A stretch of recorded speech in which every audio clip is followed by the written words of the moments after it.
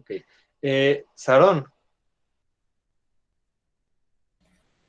Sí. ¿qué significa élite? Mm,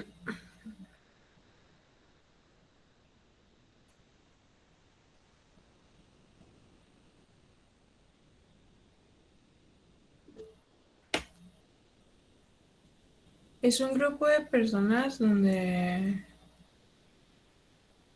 tienen ideas relacionadas o pensamientos o un pensamiento en común. Sí, es un grupo de personas, pero para aterrizar un poquito más. Ok. Marian, Ay, es lo que iba a decir, que era un grupo de personas que estaban relacionados por algo en específico. ok. En este caso, la élite sí es un grupo de personas, pero es un grupo de personas top, o sea, lo más alto, la élite de algún grado, de algún gremio, ¿no? O sea, si hablamos de la élite económica, quiere decir que son las personas con más poderío económico que manejan este país, esta situación, este congreso, lo que sea, ¿no? Si hablamos de la élite cultural, las personas más listas, el de mayor conocimiento. Y en general, para los griegos vamos a encontrar mucho tipo de élites, las élites culturales, las élites económicas, las élites militares, que en muchas ocasiones muchos de ellos estaban en varios de estos, ¿no? Tanto estaban en lo más alto económicamente como en la parte cultural, o sea, es decir, y los griegos precisamente va a ser una sociedad extremadamente, como la mayor parte de todas, clasista, estamentaria, ¿no? Es decir, estratificada por niveles. Aquí la idea del comunismo o de que todo es para todos no existe. Casi ninguna sociedad se ha manejado la idea de que todos somos iguales, ¿no? Sino todo lo contrario, y que de aquí empiezan a derivarse frases populares, que no necesariamente que se agrega, pero sí que va hacia adelante, y que hasta la fecha se maneja mucho, que se decía políticamente hablando, ¿no?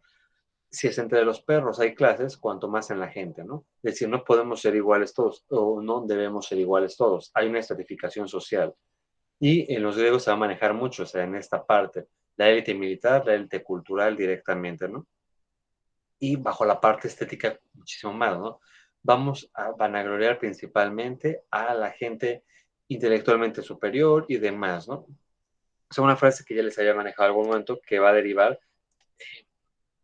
en la escuela filosófica alemana.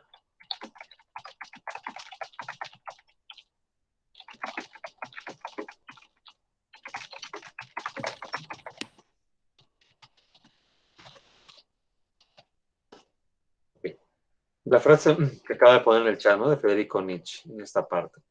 Que el débil y fracasado perezca y como acto de piedad ayudarlo a bien morir, ¿no? Directamente. Esta frase se va a manejar mucho dentro del periodo alemán para crear la idea del llamado superhombre. Pero aquí no entendamos al superhombre como este personaje físicamente superdotado, sino intelectualmente, ¿no? Aquella persona que no piense, que no analice, que no crea, que no, literalmente, dirías popular, no le trabaje la ardilla, que se muera. O sea, si no piensas, no lees, no te superas, no eres más inteligente que los demás, eres un débil y fracasado. Y como tal, la sociedad misma debe buscar la forma en cómo eliminarte, o sea, perecer. Y todavía, si yo sí leo, si yo pienso y analizo, yo como un acto piadoso ante estas personas que no leen, que no hacen, porque es un acto de piedad, no es un acto de maldad, como se maneja aquí, hay que buscar la forma de eliminarlas, para acabar con su sufrimiento de ignorancia, literalmente. O sea, no mereces vivir porque eres un ignorante, un inculto, un esto, un aquello. Es decir, las sociedades históricamente entonces han buscado esta parte, ¿no? Estratificar, manejar por niveles, ¿no? No todos somos iguales. Y va a haber mucho de esto entonces todo el tiempo directamente, ¿no? Va a manejarse muchísimo. Y lo que veíamos la semana pasada, ¿no? Esta parte de los miedos con el video de Galeano, que es, socialmente vivimos con mil y un miedos, ¿no? En general. Y mil y un anhelos que derivan a mil y un miedos en esta parte, ¿no? Y para ejemplificar esta parte. Majo, Mande. señorita Majo, educativamente hablando en este semestre, ¿qué es lo que te genera ilusión? En este semestre, Ajá. Hablando educativamente. entrar a presencial. Ok. Justamente, ¿no? Esa podría ser una parte. Y, por ejemplo, bueno, en alusión a lo que menciona Majo ahorita, ¿no? Intrapresencial. Quizá otras partes de esto mismo puede ser intrapresencial, pasar todas las materias en el semestre, no deber ninguna materia, seguir estudiando, es decir, muchas situaciones en eso. Y en la misma posición, los miedos que genera esto, si no entra presencial, me da miedo no entrar presencial, básicamente, ¿no? Me da miedo reprobar alguna materia. Es decir, siempre está esta parte ambivalente, ¿no? Completamente de la situación. Por una parte positiva entra la contraparte o su antítesis negativa, ¿no? Directamente. Eh, y para ejemplificar estos conceptos, tenemos los términos de tesis, síntesis, antítesis. Dios, Sí, ¿cuál es la diferencia entre esos tres conceptos, señorita Dios?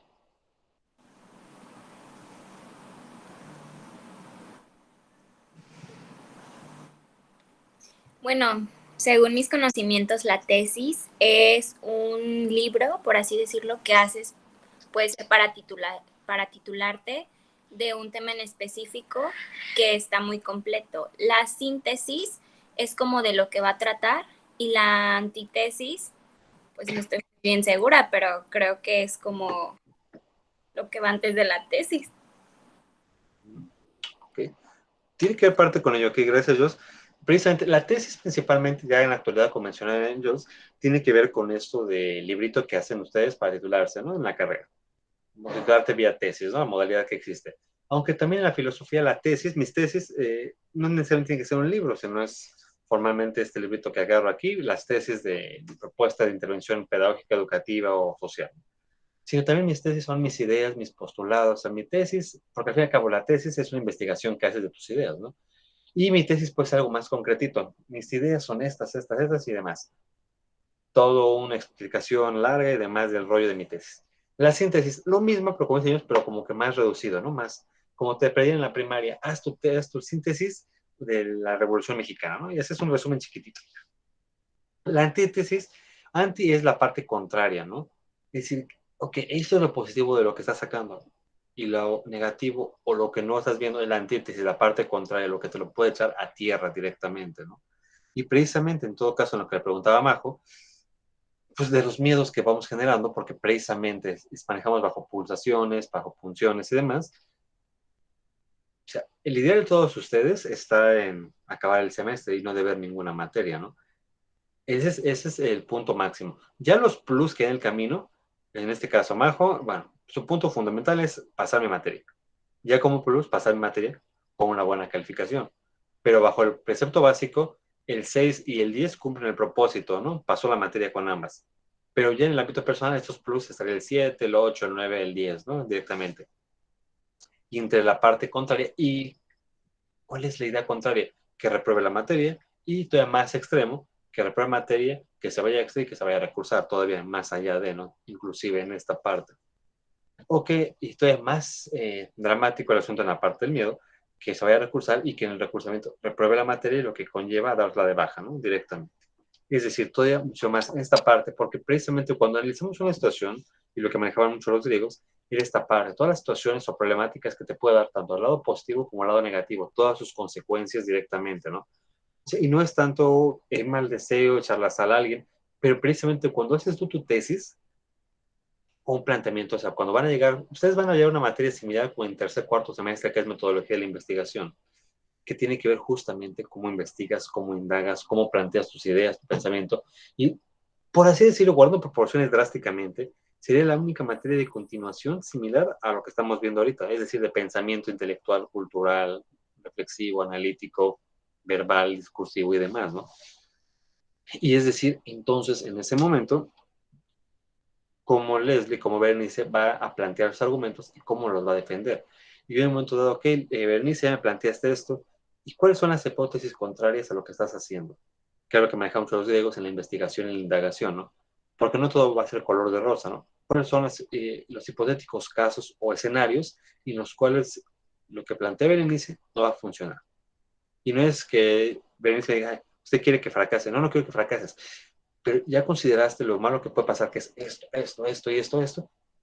No, pues no. Hoy, pues sí. Ok, y si pasa este escenario de problemáticas, ¿cuáles son tus caminos de solución hacia adelante? ¿Cómo puedes solucionar esta problemática? No sé, no lo había pensado.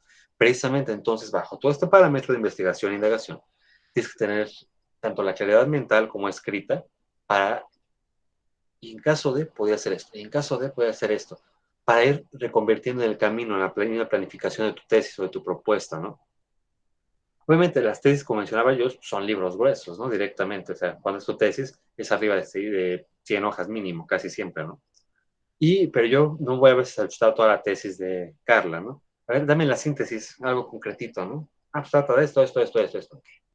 Y ya el momento en que usted llegue a titularse, si es por tesis, un decir, y esté Carla, junto a lo del presidente de la academia y los sinodales que están definiendo su tesis, bueno, ya me dará su síntesis de todo lo que hizo, todo un año de investigación, y en mi caso, yo le plantearé problemáticas intelectuales, metodológicas con respecto a lo que ella presenta, ¿no? O sea, precisamente, o sea, todo este tipo de planteamientos, la idea es esa misma, ¿no? De que no es tanto por estarlas muele y muele y por sus videos, sino simplemente porque me interesa que sepan hablar y que sería muchísimo mejor, obviamente, tenerlas presencialmente y tenerlos a todos en el salón. Puedes preguntar más rápido, exponer, platicar, porque aquí si los pongo a exponer a todos, no nos alcanza el semestre, nada más los veo una vez a la semana y la clase está reducida. En teoría, la semana debería ser 3 horas, formalmente, ¿no? Por virtual se modificaron muchas situaciones, ¿no? Pero precisamente, o sea, el semestre está muy acotado. Y lo que les digo, la única situación más o menos similar o afín de pensamiento es la que llevan de metodología de la investigación hasta cuarto o quinto semestre, no recuerdo exactamente, donde llevarían algo más o menos similar, que en este caso esta materia es más que nada de corte histórico antropológico, lo que estamos viendo. La otra es más de investigación netamente. Pero son las únicas materias en toda la carrera que tienen que ver con algo de ciencias sociales, de investigaciones, algo afín, ¿no? Y bueno,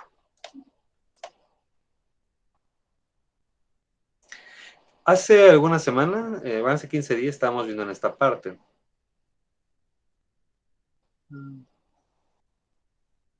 Es decir, la parte de los conceptos griegos, la parte de la belleza, es decir, toda esta parte de proporciones perfectas, de ideales, ¿no? Y en este sentido, para preguntar lo siguiente, Lisette,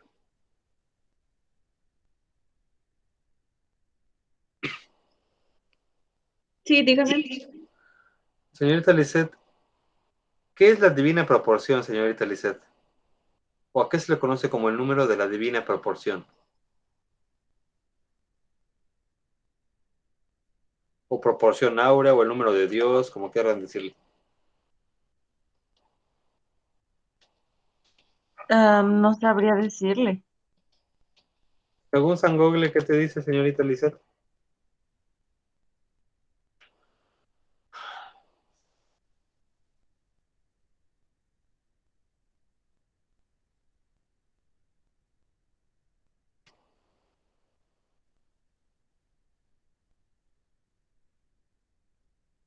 Menciona que es un libro de Da Vinci. No, bueno, libro de Luca Pacioli. Luca Pacioli, o sea, bueno, Es un aparte te ubicamos libro Luca de... Pacioli como el escuela. Pero, ¿qué hizo Luca Pacioli Ajá, que tiene que menciona ver que con es algo más un viejo libro de... todavía?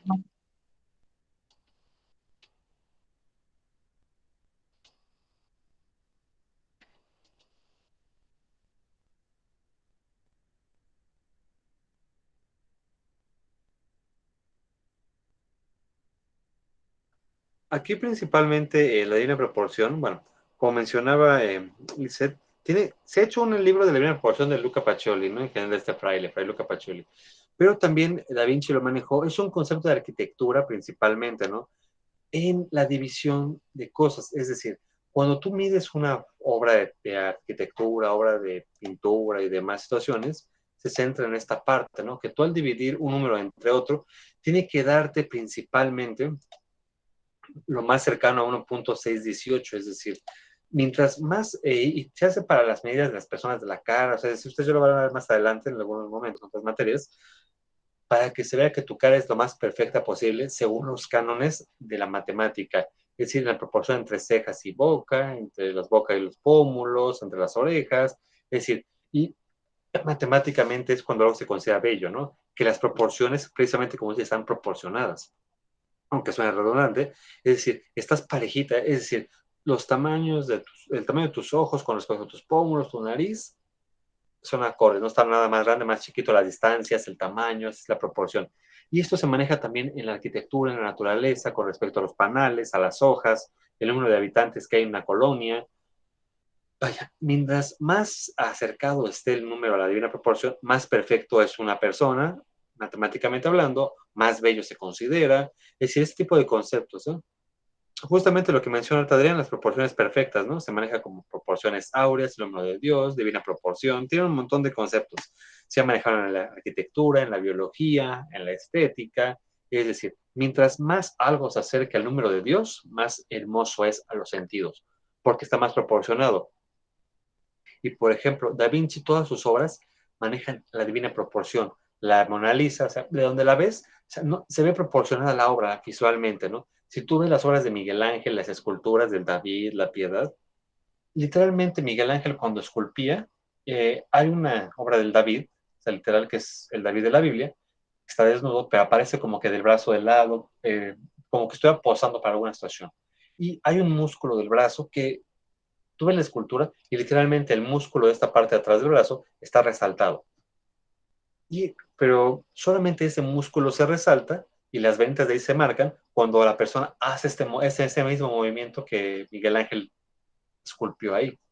Es decir, precisamente Miguel Ángel tuvo que hacer cálculos muy específicos de anatomía, de fisiología y demás para poder representar sus obras, ¿no? Es decir, y precisamente lo que hablamos de Aristóteles, Sócrates, los demás, cada uno tenía conceptos de belleza muy puntuales o muy específicos, ¿no? Lo que para unos es bello y demás, para otros, si te genera emociones, es bello, ¿no? Literalmente, no necesariamente, o es estético formalmente, independientemente de lo que sea.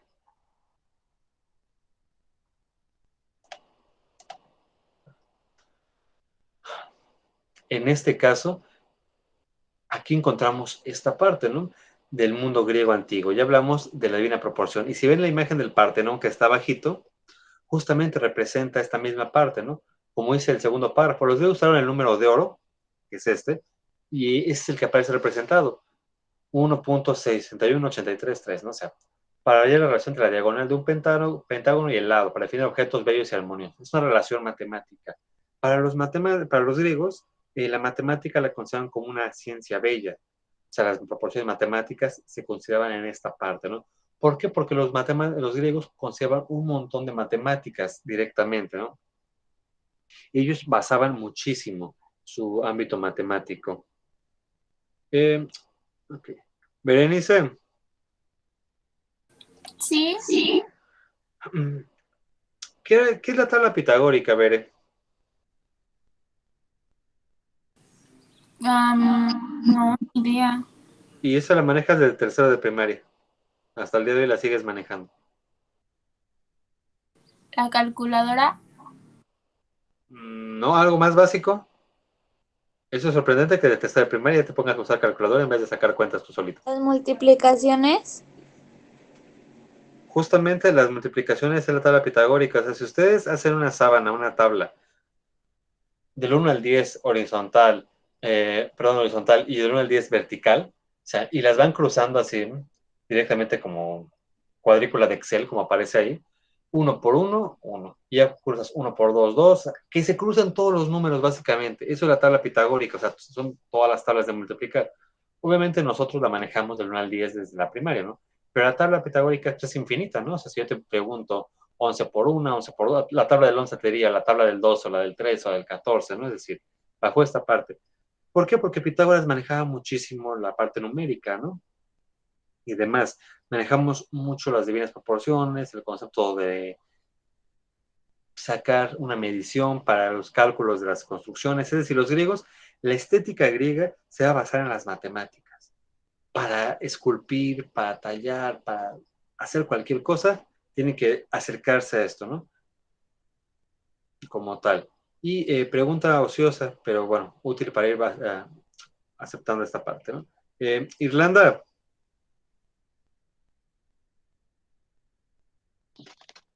Sí, dígame.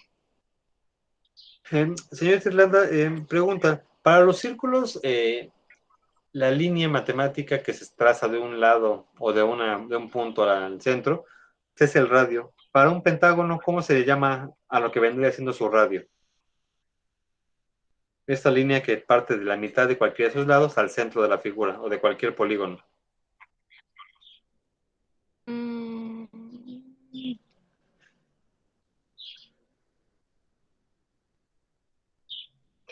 Sería centro radio o apotema. El apotema, justamente. O sea, es decir, para los griegos van a manejar las primeras formas matemáticas para esto, ¿no? O sea, si ustedes se acuerdan, cuando se acaban en las áreas de los polígonos, tenía que ver con esta parte, ¿no? Con esta palabra del apotema, o sea, de perímetro por apotema sobre 2, ¿no? Es decir, en este sentido. Y para entender conceptos griegos que tienen que ver justamente con la estética para esta parte. Saida, Sí, dígame. ¿ya estamos despiertas a estas horas de la madrugada o todavía no? Más o menos, no prometo nada. Ok. Apelo a que ya tu ardilla esté trabajando más o menos a esta hora. Y pregunta, señorita Saida, usted que maneja las matemáticas como Dios Padre, ¿cuál es la diferencia entre un polígono y un poliedro? Aparte de la palabra. Un polígono y un poliedro. Ay, sí me la puso difícil. ¿Por qué? Eso lo ves de Pero cuarto debe de de ser primaria, señoritas. como forma o algo así, ¿no? Los dos tienen forma, pero O no son lo mismo. Ah, no sé. no. Ok. No sé, disculpe. Ok. Bere, Que el polígono es una figura plana y el poliedro es como con volumen. Bueno, ajá, como por ejemplo un círculo a una esfera o un triángulo a una pirámide. justamente, esa es la parte, ¿no? Ustedes cuando estaban en matemáticas, y precisamente mucho de las, o sea, volvemos a lo mismo los griegos van a ser excelentes matemáticos en su parte, porque la matemática va a ser fundamental para la estética. O sea, si no hay matemáticas, no hay belleza para los griegos en las construcciones arquitectónicas. Y los arquitectos siguen manejando los cálculos hasta la fecha, ¿no? No ha variado mucho esa parte. Y, por ejemplo, cuando ustedes hacían algo directamente, o sea, si yo dibujo una raya lineal, a la hora de medirla, yo pongo centímetros y a la 1, o centímetros lineales, no necesito poner a la 1, ¿no? Pero si yo ahora, como dice Berenice, la raya hago un cuadrado directamente, ahora yo le tengo que sacar el área, que son centímetros cuadrados, o centímetros a la 2, ¿no? Pones el exponente. Pero si ahora ese cuadrado lo hago un cubo, o sea, tridimensional, ahora ya no le saco ni centímetros lineales, o sea, ni cuánto mide, ni qué área tiene, sino como decía Berenice, le sacas volumen, centímetros a la 3, centímetros cúbicos. Es decir, entonces, en esto tiene que ver la parte, porque, bueno, el prefijo poli significa muchos. Polígono significa muchos ángulos formalmente, ¿no? Principalmente. Y poliedro, edro significa caras. Y en este caso, para que algo tenga caras, tienes que tener volumen, como una pirámide, un cubo, cosas que puedes ver en tercera dimensión. Por eso cuando se maneja la tercera dimensión, porque estás manejando volumen directamente. Cosas planas son en el cuaderno directamente un triángulo, una pirámide, un pentágono, un heptágono y demás cosas, ¿no? Es decir, pero precisamente entonces los griegos van a manejar, aparte de esto, la tercera dimensión en sus obras, porque es volumen directamente, ¿no? En este caso, el Partenón y demás. Y cuando hablemos entonces, aquí es importante manejar prefijos griegos, que es parte de nuestro lenguaje. Poli significa muchos, ¿no? Directamente. ¿Muchos qué?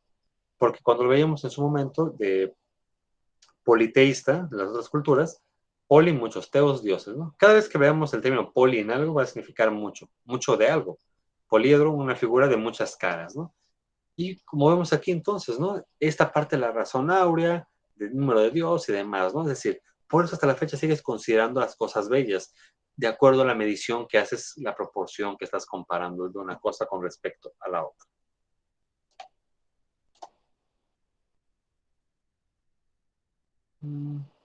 Okay. Aquí, por ejemplo, no sé si alguno de ustedes sepa dibujar, pero dibujar en este caso cuerpos humanos. Es decir, cuando alguien aprende a dibujar o va a clases de dibujo, comúnmente le piden una plantilla de círculos directamente. O sea, círculos chiquitos, medios, toda una plantilla como tal, ¿no? Para esto. Aquí el punto de esto. Carla.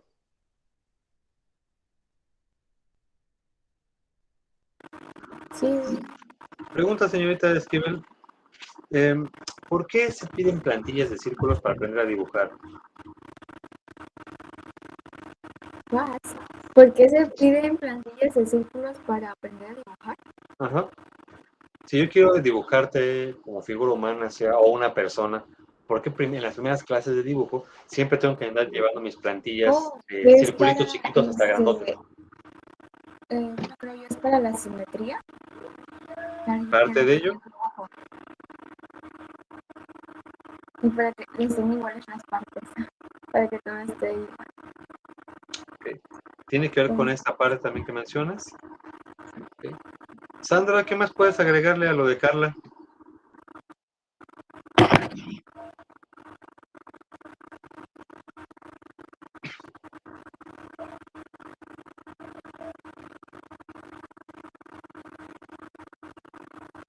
Pues es para las dimensiones y todo eso.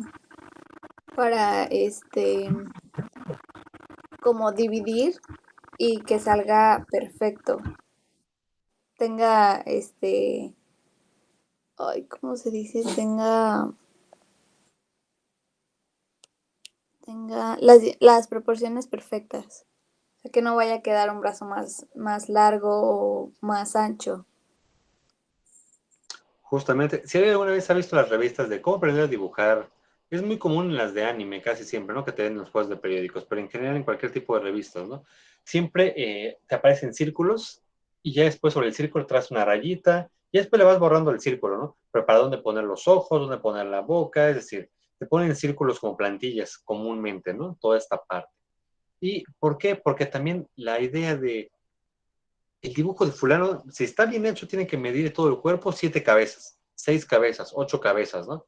No que tenga 8 cabezas la persona o el dibujo, sino hablas de círculos, es decir, desde la cabeza hasta los pies, tiene que tener 7, 8 círculos o 6, según el patrón que estés trabajando. Y como mencionan tanto Carla como Lucita, justamente es esto, ¿no? Es decir, para que esté proporcionado, para que si yo pongo el círculo en medio, de ahí derivas los brazos, las piernas, o del otro círculo, o el brazo mide también tantos circulitos, tantas cabezas, es decir, círculos pequeños de tal número, ¿no? Como en las bolitas de unicel, para que esté proporcionado, ¿no? Te las venden de tal o cual número en la papelería. Y aquí vamos a encontrar esta parte, ¿no? El patrón de belleza griego, ahora sí, ya para esculpir, va a tener a dos maestros, a Policleto y a Lísipo. Son los dos maestros de la escultura principales que van a tener escuela para adelante directamente, ¿no? Es decir, van a marcar las pautas de cómo esculpir, ¿no? O sea, Policleto básicamente, ¿no? Como ese teórico de la escultura, hizo teoría de la escultura. Ahora sí, ya tienes, no es al ahí se va, ¿no? Va a ser un maestro que se va a dedicar, por así decirlo, a generar teoría, sabiduría, leyes de cómo hacer las cosas, ¿no? Y él manejaba esto, que las proporciones ideales del cuerpo humano masculino, aquí, ojo, se va a esculpir principalmente a hombres, muy poquito vamos a encontrar a mujeres. El principal canon de belleza es la proporción del hombre, no de la mujer. Y él decía que la altura del ser humano debía ser igual a 7 veces la altura de la cabeza, es decir, yo mido, si voy a hacer una escultura de Leslie, a ver, la cabeza de Leslie aproximadamente mide esto, ¿no? O sea, más o menos, mides. Ok, entonces el resto del cuerpo tiene que medir 7 cabezas directamente para que el torso y las piernas esté proporcionado. Para que no sea que cuando dibujamos de chiquitos, y yo, Selene, Lisette y Damaris, hacía su dibujito y veías que tenía un cuerpezote y una cabecita, ¿no? O a la inversa, una cabezota y un cuerpecito. Entonces no está visualmente proporcionado esto, ¿no? O sea, directamente. Y por eso es, los que hemos visto gente que sabe dibujar, dibuja tal cosa, ok, sacaban su plantilla de bolitas, de círculos, la cabeza. Y del mismo número, el resto. Que mi hoja es de este tamaño, voy a dibujar este tamaño, y ya está. Ahora sí, ya sacabas el patrón, medir, y ya, ¿no? Porque estas bases que son de antes de Cristo se siguen manejando hasta el día de hoy en la mañana. O sea, no ha cambiado irónicamente esto, ¿no? La parte estética, la parte visual, ¿no? Y bueno, él tiene su escultura del Doríforo, un atleta desnudo que porta una lanza, ¿no? Es decir, él maneja esta parte, ¿no? Directamente. Este es uno, el otro va a ser Lísipo, ¿no? Otro teórico como tal, ¿no? No, él le extiende a Policleto una cabeza más, dice, no, para que se vea bonita la escultura, tiene que medir 8 cabezas, ¿no? Es decir, ¿por qué? Porque ahora, como menciona el texto, él hace una reducción de la cabeza con respecto al cuerpo humano. Consideraba que con la obra anterior de Polícleto quedaban medio cabezones, por así decirlo. Y él va a reducir la cabeza a una octava parte del cuerpo humano, ¿no? Una octava. Porque va a ser ahora una obra de 8 cabezas. Él consideraba que quedaba más estilizado esta parte, ¿no? No se desarrollaba tanto el cráneo, sino el resto del cuerpo, ¿no? Como tal vez.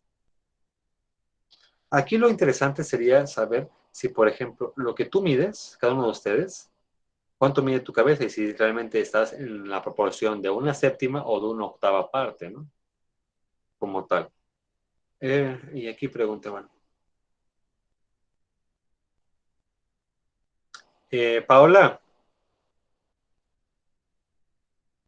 Dígame. según como te conoces físicamente, ¿tú en qué regla estarías más situada? ¿En qué proporción física de tu cuerpo? ¿En una séptima o en una octava parte? Vale, profe, no tengo ni idea. Primero, ¿cuánto mides, Pau? 1,64, creo. Ok, para la proporción femenina estás arriba de la media, en general de la mujer mexicana más o menos. Casi el rango de mujer, el hombre mexicano mide unos 70, unos 74 en la media, y la mujer anda entre unos 50 unos 60 casi siempre, ¿no? La media casi siempre mujer de unos 55. O sea, la mayor parte de mujeres, si lo vemos ahorita, están en media de sana distancia, ¿no? Casi una sana distancia es lo que miden unos 50. Y en tu caso, unos 64, ok. A grandes rasgos, Pau, ¿cuánto consideras que mide tu cabeza? Yo sé que es lo que te has preguntado a las 3 de la mañana todos los días. ¿Y cuánto medirá mi cabeza? Yo sé que eso es lo que te conflictó a las 3 de la mañana. Ay, no tengo, a ver, tengo una regla aquí, ¿le sirve? Okay. Sí, adelante. Que no tengo ni idea. ¿Qué es por aquí? Como 23 centímetros. 23 centímetros, ok, ya podrás dormir ahí en paz, sabiendo cuánto mide tu cabeza.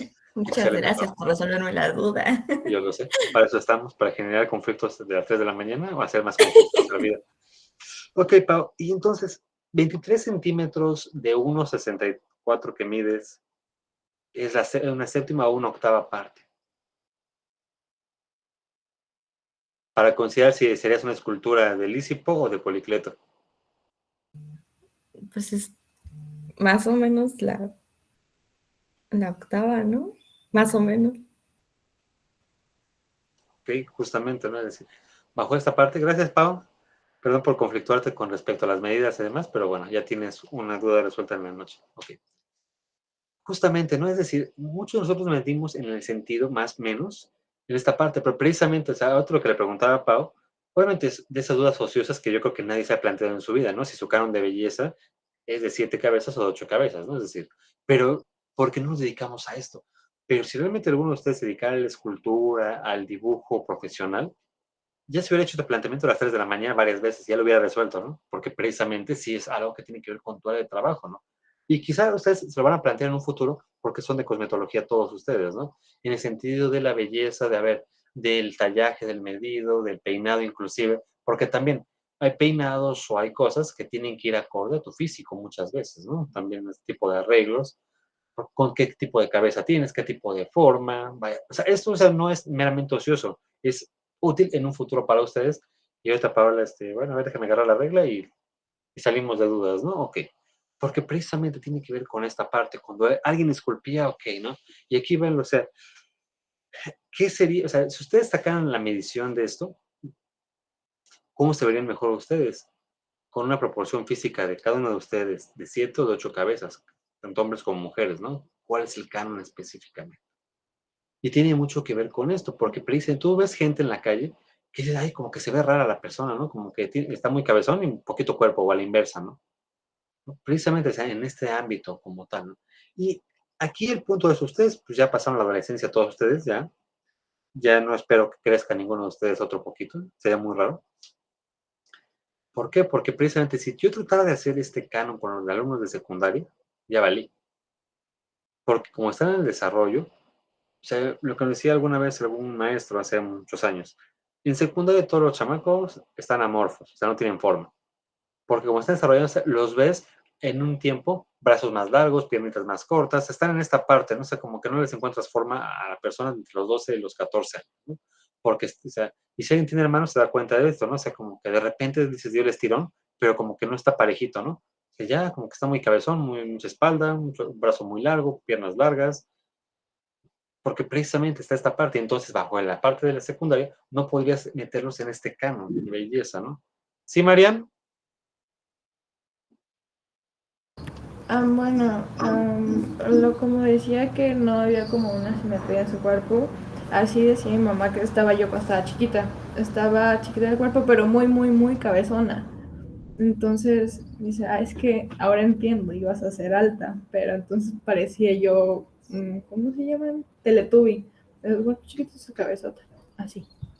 Justamente, es decir, precisamente porque los primeros, o sea, estos casos de belleza no entran, o sea, no vamos a ver que esculpieran a niños ni adolescentes, son ya hombres maduros como tal, ¿no? O sea, maduros en el sentido de que ya están arriba de los 18 años, porque precisamente ahora sí sus proporciones físicas ya están. Y como dice Marian, incluso hasta de los niños chiquitos pasa, ¿no? Es como que el bebé está muy cabezón, o sea, cuando nacen también, ¿no? Ya van agarrando poco a poco y se estabilizan en cierto momento, ¿no? Ya a los tal edad. Y otra vez en la secundaria o en la adolescencia, modificas proporciones, ¿no? Y entonces aquí tenemos, para cuando alguien vaya a dibujar de ustedes o esculpir o cualquier cosa, porque también los que esculpen en plastilina, los que han visto esta parte, o en masilla y demás, muchos son caricaturescos, pero cuando realmente quieres ser una figura bien estilizada, tienes que manejarte en esta parte, ¿no? Porque obviamente los que hacen masilla ahorita son figuras cabezonas y un cuerpecito y bracitos, ¿no? Pero porque así lo maneja la figura. Es decir, como decía María, ¿no? Muchas veces, o parece Teletubio o parece chica superpoderosa, ¿no? Más cabeza que cuerpo, ¿no? Como tal en esta parte. Pero entonces, bajo este parámetro encontramos dónde están las bases de estos, de Polícleto y de Lisipo, ¿no? En general. Y como dice aquí, las 8 cabezas. Y en estas 8 cabezas, los brazos se alargan más, en este caso las piernas, la cabeza se reduce directamente, porque si recuerdan en los egipcios también tenían que lucir muchísimo las piernas de las mujeres largas, ¿no? Es decir, esta parte de lucimiento de las piernas. Y con esta idea del Lisipo va muy de la mano, ¿no? Que luzcan las extremidades, ¿no?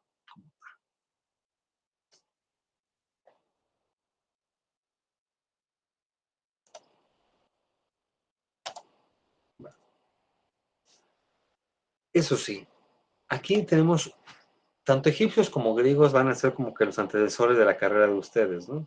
Formalmente, ¿no? Porque eso sí, ¿no? Directamente los hombres y mujeres tienen que verse cuerpos atléticos, sin nada de grasa, músculo formado completamente y piel perfecta, tersa, ¿no? Como tal. Y obviamente, si yo estoy vanagloriando esta parte, el cuerpo tiene que estar cuidado, dietas, técnicas de maquillaje y peluquería, hasta un buen corte de cabello, ¿no? También para lucir esta parte completamente, ¿no? Porque volvemos a lo mismo, o sea, ustedes si checan la pintura que les envié casi en las primeras semanas del nacimiento de Venus, pues Venus es la diosa del amor y la belleza, ¿no?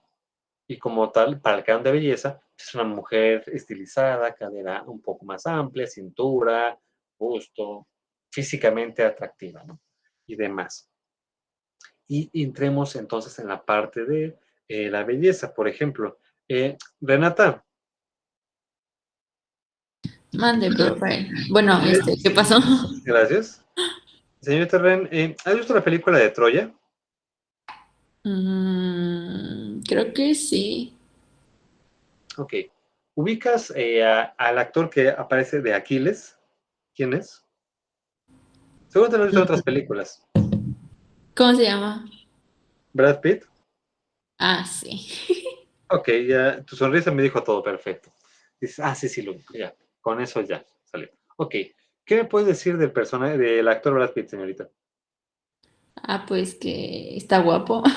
Ok, primer adjetivo, está guapo, ok, no sé, Pero es la como que descripción, ¿qué más? es como el canon de belleza que se creó, ¿no? O sea, si el canon de belleza fuera otro, pues estaría muy feo. Pero como el canon le queda mucho a él, pues por eso es considerado muy guapo. Ujú. Justamente eso, porque precisamente las películas de Troya se centran en el mundo griego, en el mundo mitológico griego, Helena de Troya, Aquiles, todos los personajes que aparecen en la película, ¿no? Como tales. Y precisamente, que bien menciona Renata, Brad Pitt, dígase Aquiles, pues, cumple el prototipo de belleza masculina, ¿no? En este caso, mm, físicamente alto, fuerte, rasgos faciales interesantes, es decir, ¿no? Porque más allá si uno es hombre o mujer, o sea, no es tanto que ya porque digas, fulanito está guapo o su talento está guapa como mujer, quiere decir que te gusta o quieres estar con esa persona, ¿no? Simplemente es en la parte estética reconocer que cubre, como decía Renata, cierto canon de belleza, ¿no? Y como hombre puedes decir, sí, Brad Pitt cubre el canon de belleza masculino, el estereotipo como actual, ¿no? Y, y no hay ninguna bronca en que uno lo reconozca como hombre, ¿no? Sí, está guapo el tipo, punto. Sé demás, ¿no? ¿Por qué? Porque cumple el estereotipo, como dice Renata, el canon de belleza que debería tener. Y para la película de Troya, quedó que ni mandado a hacer, ¿no? Y que obviamente era más joven aquí en Brad Pitt, o sea, estaba más marcado físicamente y demás, ¿no? Porque precisamente entonces vamos a encontrar esta parte, ¿no? Directamente de que Aquiles, y en este caso Brad Pitt, va a representar el ideal de la belleza masculina del mundo griego. Igual, si alguien vio la película de Esparta de los 300, todos los hombres que aparecen ahí son físicamente fuertes, desarrollados, musculatura, potencia física, pero en el cuerpo, ahí no entramos tanto en los rasgos faciales, ¿no? Dicen, es que físicamente está guapo la cara, ¿no? No, está fuerte, está marcado el cuate, ¿no? Ok. Depende para lo que estemos buscando la situación. Y en el caso de Troya, de Aquiles, va a entrar muchísimo esta parte, ¿no? De estos ideales, pero volvemos otra vez a la misma parte trágica de esta situación, de que Aquiles es el gran héroe y demás. Si alguien vio la película de Hércules, la de Disney, la de caricaturas de hace 1000 años, cuando Hércules va a pedir apoyo a que lo entrenen, cuando es un Hércules joven, un experto que no sabe cómo ser héroe, el sátiro que aparece con él, su maestro, le empieza a decir que fue el maestro de otros héroes griegos y demás, y empieza a echarle todo el rollo al principio de la película, ¿no? Y uno de ellos es Aquiles, justamente, ¿no? Y bueno, en alusión justamente a esta parte, o sea, volvemos a la parte dramática, ¿no? Damaris, Sí, profe. ¿cuál era el punto de debilidad de Aquiles? ¿O cómo Su muere talón. Aquiles? ¿Por qué? No estoy segura, pero creo que fue un flechazo en su talón. ¿Y por qué el talón era su punto débil? ¿Por qué no la frente? O sea, ¿por qué no cualquier otra parte del pie, del cuerpo? Eso sí no lo sé. ¿Ok? Aquí importante, las mitologías, como decíamos, nos marcan mucho de la estética, de la belleza y de la parte humana. O sea, que no nos perdamos que somos humanos y que somos mortales, ¿no? O sea, podemos morir, somos frágiles ante los dioses. Sí, ya les dije, o sea, somos un juguete en las manos de los dioses. Y Aquiles tenía todo. O sea, literalmente en el mito era guapo, era grande, era poderoso, participa en el rapto de Helena de Troya. O sea, vaya, o sea, literalmente era, si no era un dios, está bien cerquita de ser dios, un dios importante. Pero viene siempre la parte trágica, ¿no? Y cuenta el mito, la leyenda, o sea, en esta parte, de que justamente él, por los dioses, ya a su madre le habían dicho que iba a ser un gran héroe, ¿no? Pero que iba a tener muchos enemigos y tenías que cuidarlo. Y lo que hace su madre es, le dice a los dioses, tienes que sumergir a tu hijo en el lago Estigia, en un lago importante que está ahí, de cabeza. Y si lo metes de cabeza ahí, literalmente en las aguas van a generarle como una armadura para toda su vida. Se la van a hacer impenetrable, invulnerable el cuate, ¿no? Su mamá lo hace, lo mete de cabeza al agua, pero la única parte que no le queda protegida justamente es el tobillito, el talón, porque de ahí lo agarró la mamá para que no se le fuera, ¿no? No se da cuenta que es la única parte que no se sumerge en el agua, que queda cubierta por su mano. Y justamente si alguien vio la película o ha visto la parte de la historia de Aquiles, tú te peleabas con el cuate y no lo matabas, no le hacías nada absolutamente, ¿no? Hasta el final, que justamente, como menciona Damaris, un flechazo justamente en el talón lo acaba, ¿no? Y de ahí viene la frase de que, a ver, y Saida, ¿y cuál es tu talón de Aquiles? O sea, ¿con qué te puedo hacer para que Saida se derrumbe, ¿no? ¿Con qué te puedo hacer sufrir y llorar? No, pues, háblame tal cosa y me derrumbo, ¿no? O pedagógicamente hablando, ¿no? Saida maneja todos los temas de la cultura humana como Dios Padre, menos arquitectura, es un decir, ¿no? Ese es tu talón de Aquiles, intelectualmente hablando, es un decir, ¿no? Tu punto débil, tu punto flaco, y este mito es lo que representa. Siempre tendrás algún punto frágil en tu vida, ¿no? Como tal.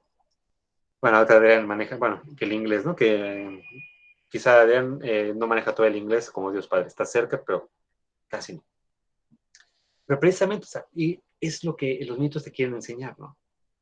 Si no te sientas la última coca del desierto, la última maravilla del universo, hay algo en donde eres frágil y débil, ¿no? Directamente. Y eres mortal, o sea, eres digno de sufrir. Y es lo que te decían los dioses. O sea, Aquiles, el gran héroe todopoderoso, ¿y cómo es posible que haya muerto de un flechazo en el talón? Si era hermoso, si era bello, si era guapo, si era poderoso. Y de un flechazo en la parte más ridícula. O sea, dice, se murió de un flechazo en el corazón, bueno, o sea, en el pecho, en la cabeza. No, en el talón. O sea, precisamente es esta parte irónica y burda que los mitos te quieren enseñar, ¿no? Es decir, por más de que te sientas la octava maravilla, eres frágil, eres vulnerable y eres mortal, ¿no? Es decir, no nos sintamos la última coca del desierto porque al fin y al cabo alguien sabrá encontrar la forma en cómo desbaratarlos, bajo este sentido. Y precisamente, ¿no? En esta parte. Y los mitos, hay un mito muy similar en la literatura vikinga, o sea, en la literatura nórdica de Odín y demás.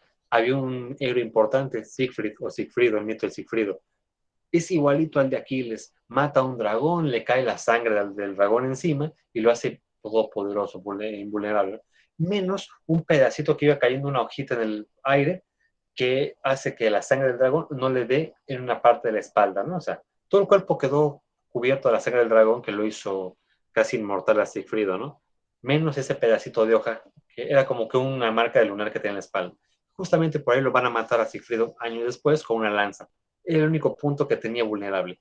Es decir, muchos mitos en muchas culturas son similares en general, ¿no? Y también la misma cultura te habla lo mismo, ¿no? El gran rey todopoderoso Sigfrido, el asesino de dragones, de bestias y demás, también podría Está perder. como la de Sansón, ¿no? Justamente, y esa otra También. mitología en la parte religiosa, ¿no? Todopoderoso, pero su fuerza y debilidad era por su cabello también, ¿no? Es alguna parte, pónselo, lo tiene, quítaselo, la pierde, ¿no? Y si muchas culturas te manejan esta parte, ¿no? Que así como los dioses te regalan la inmortalidad, te la pueden quitar, ¿no? O te dan un puntito como que un break para que se acabe, ¿no? Y si todas las culturas manejan mitos similares para que en todas entiendas lo mismo. Eres mortal, estás en manos de los dioses, completamente, ¿no? Por eso muchas veces muchos preferimos movernos en donde nos sentimos cómodos, ¿no? Es decir, en nuestra área fuerte, en literatura, en pintura, en economía, administración, porque de antemano, obviamente yo sé algo que nos decía alguna vez un maestro en la universidad. Por ejemplo, si yo te me pongo a platicar con alguno de ustedes, en este caso con Jocelyn, no sé si quiero platicar con Jocelyn y quiero ganarle la discusión, voy a llevarla al ámbito de las ciencias sociales, de la historia, en donde yo considero que soy más hábil, ¿no? Pero si dejo que Jocelyn en la discusión me lleve a, si Jocelyn maneja gastronomía excelentemente y la plática torna a esa arena, ya me ganó. O sea, directamente, si yo no sé cocinar ni demás, a duras penas hago una ensalada y hasta la ensalada se te quema, pues ya va lista, ¿no? Es decir, bajo este parámetro, entonces, lo que hace este maestro trata siempre de llevar a la otra persona, era un abogado, y obviamente en el derecho, pues es una de las máximas, ¿no? Lleva al otro a tu arena donde tú seas poderoso y ahí hazlo pedazos. Porque si dejas que el otro te lleve a su arena fuerte, te va a ganar. En la abogacía, en el derecho, obviamente, es entendible, ¿no? Tú tienes que tener los mejores argumentos para esto, para que tu argumentación te lleve a tu área, ¿no? Y bueno, entonces, bajo esta parte, antes de continuar, les comparto los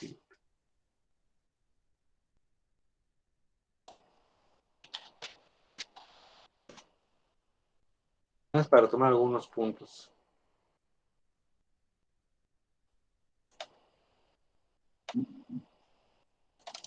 Vean lo siguiente de favor y continuamos en un momento. Cae en el mundo griego helenístico. Ok, véanlo y continuamos.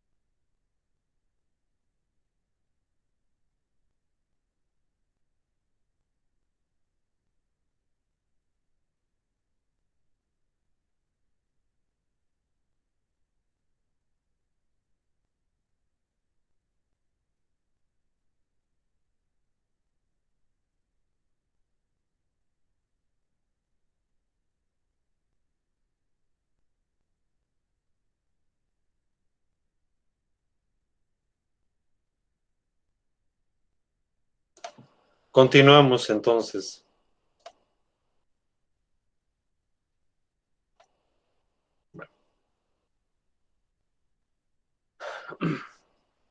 Ok, bueno. Lo que acabo de presentarles, compartirles, bueno, parte del video de Warcry, de un grupo de heavy metal español, y que, bueno, la imagen el video como tal, Guardián de Troya, precisamente situado en la guerra de Troya, de Aquiles, de Helena, de todos los personajes, ¿no? De Héctor, de aquellos que han visto la película, o también leído la obra de Homero, ¿no? De la Ilíada, que es una obra clásica de literatura que narra la guerra de Troya. Y precisamente lo que preguntaba hace rato a Renata, ¿no? Es decir, la imagen clásica que tenemos de Brad Pitt, que justamente se justifica bajo este periodo histórico, bajo este canon de belleza masculina y demás, ¿no? Y que el video te va narrando parte de esto, ¿no? Y aderezado principalmente con partes de la escena de la película, ¿no? En general. Ok, Majo, gracias. Y precisamente entonces, bajo esta parte, podemos ver cuáles son algunos ideales de la belleza, ¿no? Como tal.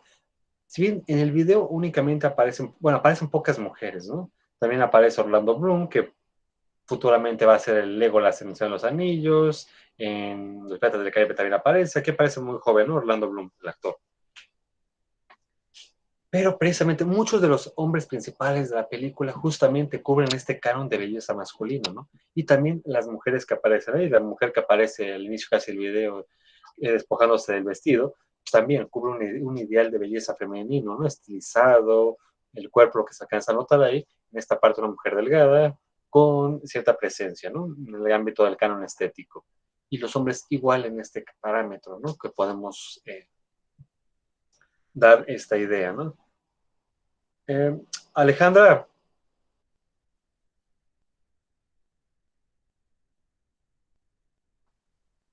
¿Sí? eh, opinión de lo que acabas de escuchar y de ver con respecto a lo que estamos viendo o mencionando. ¿Del video? Ajá.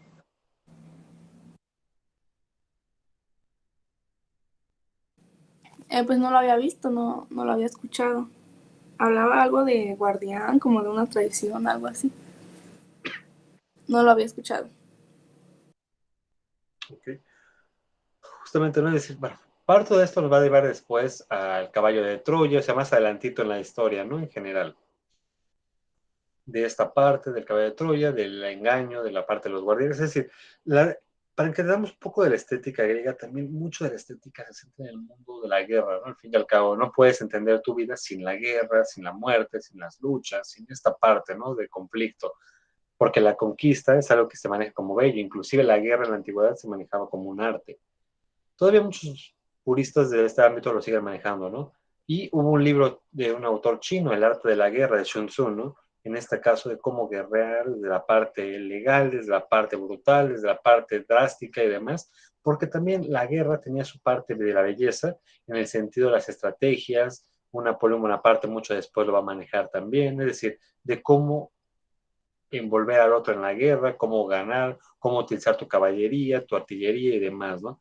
Y en este caso, el mundo griego funcionaba por la guerra muchísimo, ¿no? Las armaduras, porque también para pelear en la guerra no podía pelear cualquiera, tenía que pelear hombres fuertes directamente, y si eras fuerte indicaba que no eras flojo, que no eras, que estéticamente tu cuerpo estaba torneado y demás, ¿no?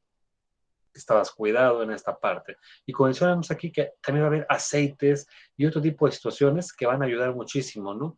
En toda Europa. Los griegos van a ser excelentes en la producción de aceite en general.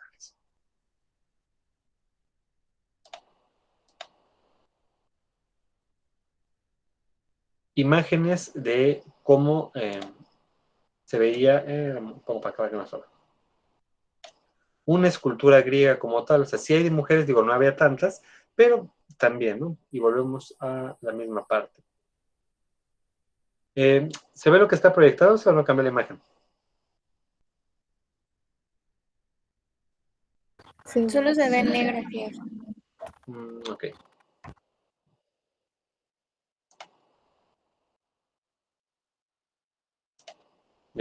Ya apareció. Ok. cambié la diapositiva y no sé por qué se puso fondo negro. Okay. Bueno, es decir, también cómo debe de verse una mujer, ¿no?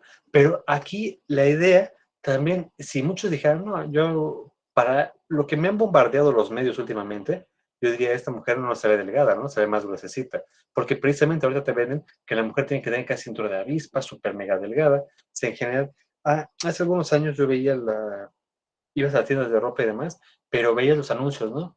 Tallas para mujer, pantalón, talla cero. O sea, ¿cómo que talla cero, no? O sea, es decir, tú veías la ropa y dirás, o sea, esto es casi para la Barbie, para la muñeca, ¿no? O sea, no consigo que una mujer quepa en esto, ¿no? Una adolescente, ¿no? Y si había tallas, o sea, muy mínimas, ¿no? Es decir, pantaloncitos chiquititos, en el sentido de cadera o cintura. Pero para el mundo griego te encontramos esto, entonces, cintura, en este caso, pequeña, delgada, con cadera ancha, muslos generosos, eso sí, ¿no?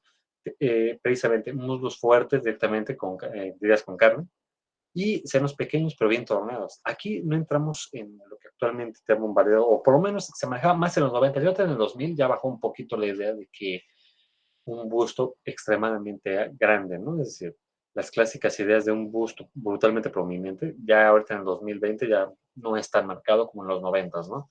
Pero en la época griega, lo que se decía directamente, ¿no? En esta parte, senos pequeños pero bien torneados, es decir, pequeños pero firmes. Tampoco buscabas que fueran senos caídos en la mujer, y tampoco exagerado directamente. Y en el ámbito visual, ¿no? En la pinta de la cara, ojos grandes, nariz y boca afiladas, pero mejillas y barbilla ovaladas, ¿no? Es decir, es el canon completamente, ¿no? Directamente la barbilla ovalada y demás, ¿no? Y nariz y boca afilada, lo que actualmente pues, muchas mujeres buscan operarse para hacer una nariz un poquito más respingada, ¿no? Menos nariz de bolita, no, como es nariz chata, no, sino afilada, ¿no? Directamente. Y ojos grandes y expresivos, ¿no? Y eso hasta la fecha también sigue siendo como que muy característico, ¿no? Que la mujer tenga ojos así visualmente llamativos, ¿no? Una mirada de ojos grandes. Y la nariz y boca afiladas, realmente, salvo cánones de belleza de estilo de corte africano, es la máxima nariz y boca afilada, ¿no? O sea, si casi siempre no ha variado mucho esta parte, ¿no? Porque si lo vemos en la historia, muy pocas veces, y depende de dónde y con quién, decimos que ay, me gustaría más que la mujer tuviera una nariz de bolita, ¿no? No, casi siempre ha sido una nariz afilada, respingadita casi siempre, ¿no? Y aquí cabello rubio y rizado, cabello medio chinito, ¿no? Y por eso vamos a encontrar, por ejemplo, si alguien se acuerda en el video que acabo de presentarles, las mujeres, las dos que aparecen en las escenas, principalmente las mujeres jóvenes, que no sean señoras grandes, cabello ensortijado, ¿no? Es algo clásico en las culturas y demás, ¿no? O en las imágenes, o en las películas. Es decir, la mujer tiene que tener cabello chinito, ¿no? Lo más posible, ¿no?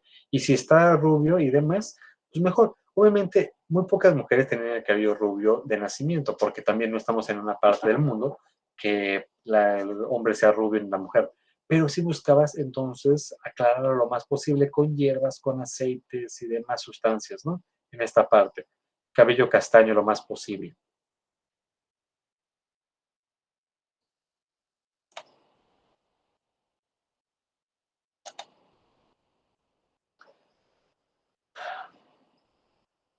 Ok, siguiente.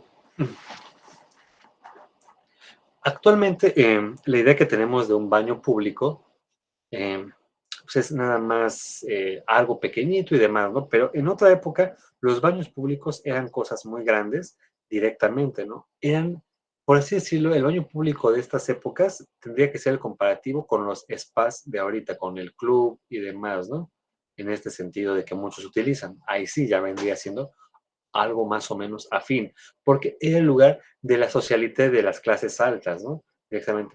Y también había baños públicos, pero en el sentido del baño, de bañarte. Es decir, de si ahorita, por ejemplo,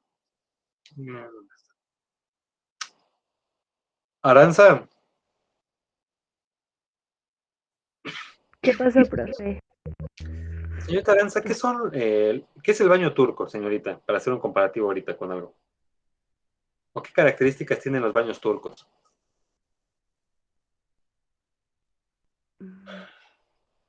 No, no sabría decirle. No sé si alguien ubique características de lo que es el baño turco.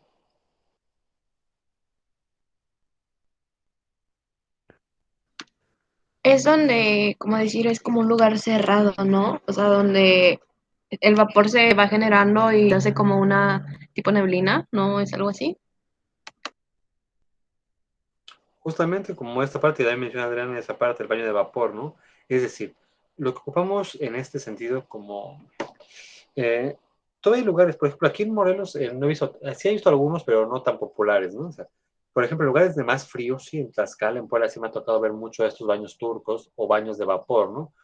Y si alguien alguna vez ha entrado a estos, es interesante entrar ahí. O sea, la primera vez que entras y es el vapor, o sea, sientes que te ahogas los primeros segundos, ¿no? Porque todo el vapor te llega, sientes que te falta el aire y después te vas acostumbrando y justamente es puro vapor todo el cuarto encerrado, obviamente.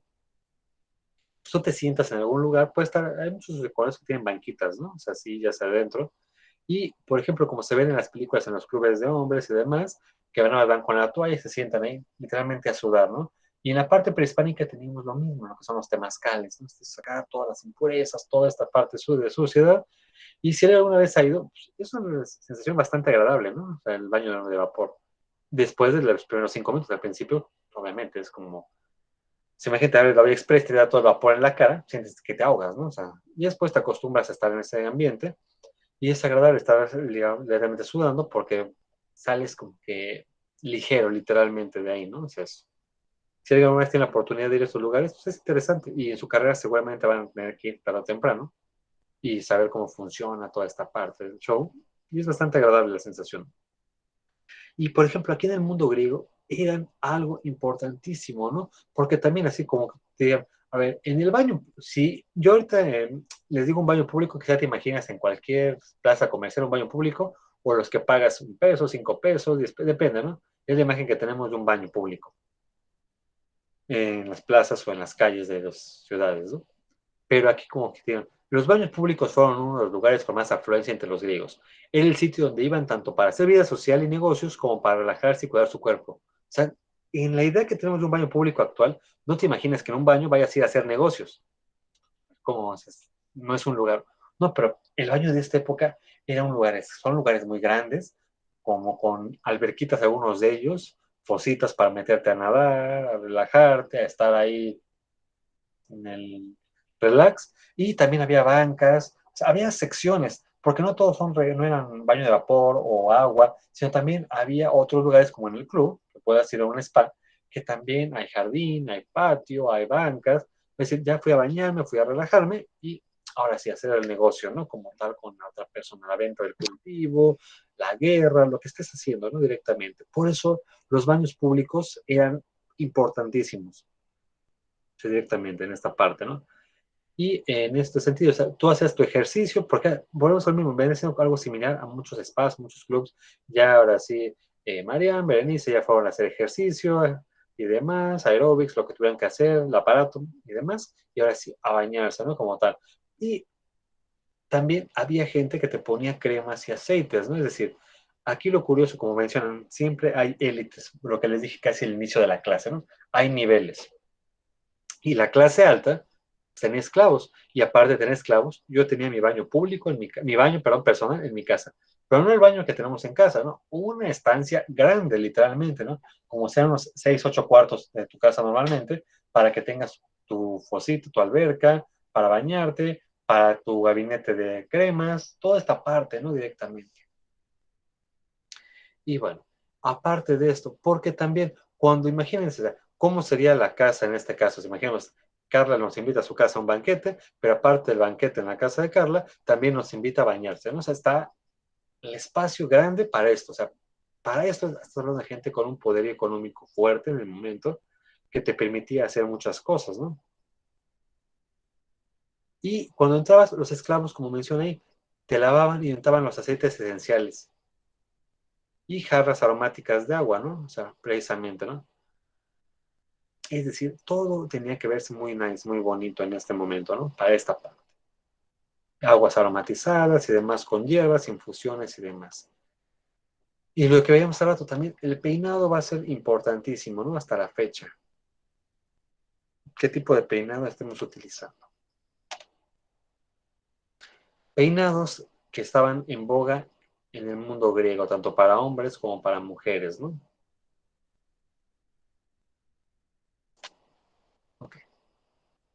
que era como que lo que estaba el último grito de la moda en esos momentos. Y si nos damos cuenta, todos los cabellos de ahí, o todos los peinados, el cabello de la persona se ve medio rizado, por lo menos, o quebrado, ¿no? No encontramos a alguien que digas, en mi sentido, pues yo soy lacio a morir, o sea, no era lo más normal en la época, ¿no? Porque precisamente, o sea, te marcaba esta idea, ¿no? Porque también en un cabello rizado, o sea, por ejemplo, Mariana, Sí, profe. Mariana, ¿qué es hacerte una base? Pues es hacerte chinos, ¿no? ¿Ok? ¿Y cómo se hace esto, señorita Mariana? Con, pues no sé qué es lo que te ponen en la cabeza, pero químicos. Por ejemplo, exactamente, o sea, bueno, actualmente químicos, de una forma más tradicional, ¿cómo la gente se hacía chinitos antes, sin ir a la estética? Aunque sea que Mm, duraran 2, 3 días por lo menos. te ponían tubitos. Exactamente, ¿no? Los tubitos que te ponían, o los huesitos también antes, muchas veces, ¿no? Yo creo que a algunos les tocó ver todos esos huesitos con una liga adentro, que te los ponías para apretar el cabello y para hacer o los tubitos. O sea, yo creo que todo el mundo ha visto al Chavo del Ocho alguna vez, ¿no? O sea, doña Florinda, que toda la serie apareció con tubos. Era muy raro que la vieras en algún capítulo sin tubos, porque precisamente las mujeres antes se ponían los tubos para esto mismo, ¿no? Para ensortijarse más el cabello lo más posible. Y muchos en la noche también se ponen los huesitos o cosas así para que por lo menos al otro día y te dormías con ellos, algunas personas inclusive casi sin moverte, ¿no? O durabas un buen rato de horas en esto, ya para que el cabello se enchinara un poquito más. Justamente con eso, Marían, como los picapiedras, de ahí viene también esta parte, ¿no? O sea, porque precisamente los picapiedras es un retrato a la sociedad en el momento. Obviamente estaba en la época de las cavernas, ¿no? Pero lo mismo directamente, ¿no? Y precisamente aquellos de ustedes que alguna vez han hecho base o algo similar, pues por lo menos te quedan los chitos algunos días, ¿no? En general, en esto. Ahora, ya las que son chinas permanentes, pues bueno, ya, más fácil, ¿no? En esta parte. Y precisamente entonces podemos ver varios tipos de peinados, tanto para hombres como para mujeres allá, ¿no? Inclusive, si se dan cuenta, hasta en la barba de una de las figuras de ahí, tampoco es una barba completamente, o sea, ahí se ve también con cierta caída y demás, porque también se manejaba esto, ¿no? O sea, en el mundo cada año se hace, bueno, ahorita en la pandemia no supe si se hizo el año pasado, pero también se hacía en Estados Unidos, variaba casi la sede en Estados Unidos, un concurso de las barbas más largas del mundo, los bigotes más largos del mundo, ¿no? De esos concursos raros que hacen los gringos, pero pues, que los hacen, ¿no? Y que muchos de ellos precisamente parte de esto era algunos de la más larga o la más estilizada, ¿no? Y llegaban cuates con barbas larguísimas, pero con trencitas, con caireles de coloradas, vaya, todo un diseño aquí como tal, ¿no? En general. Bueno, proporciones algo similar a esto, ¿no? Es decir, el mundo griego también nos va a marcar estructuras más o menos similares o afines. Paréntesis, ya estamos en semanas de evaluación y bueno, desde la semana pasada, desconozco, y es la segunda calificación. Ya hace unas semanas ya les entregué calificaciones del primero, que ya habían entregado trabajos y demás. Y bueno, ahorita llevamos pocas cosas. Aquí mi pregunta es, no sé también cómo vayan con el libro de El murmullo de las abejas, porque es lo que se les dejaría para el segundo periodo. Cuestionamientos, si ya lo está empezando a leer, si ya lo acabaron, si apenas van en la portada, si apenas alguien va a robar.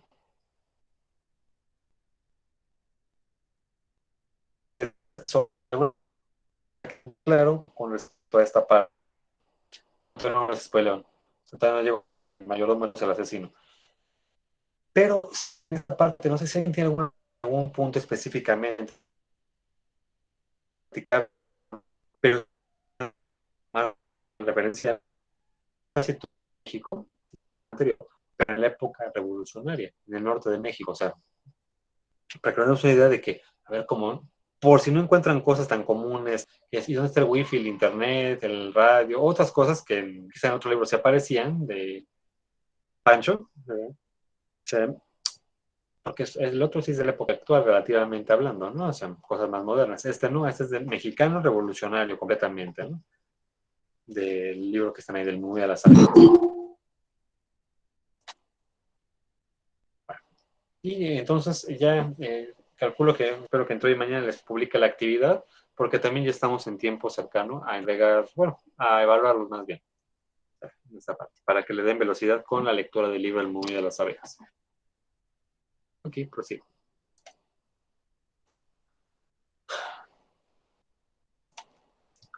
Ok. Jimena,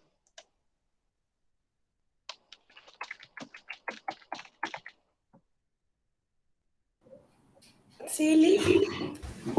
Jimena, ¿qué significa lo que acabo de poner en el chat? Blonda cabellera.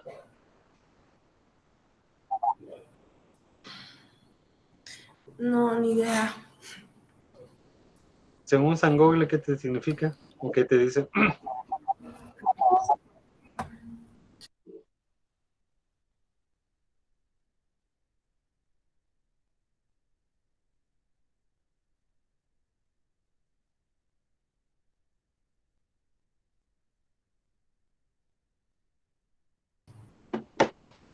Dice, se refería a los hilos de seda con los que se hacían las primeras blandas de seda, por el color natural de la seda blanca o amarillento.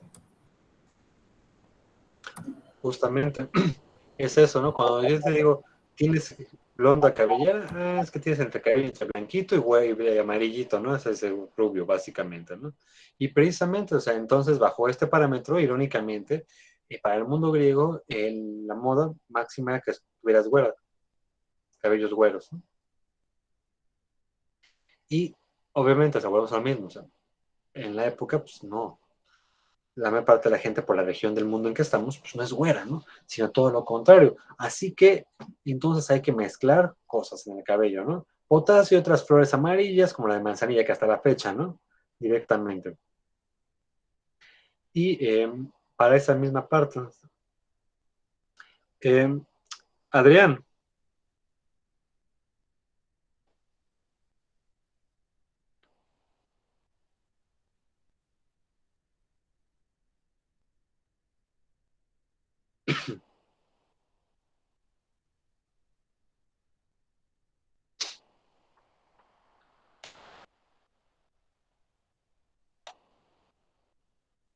¿andas por ahí, Adrián?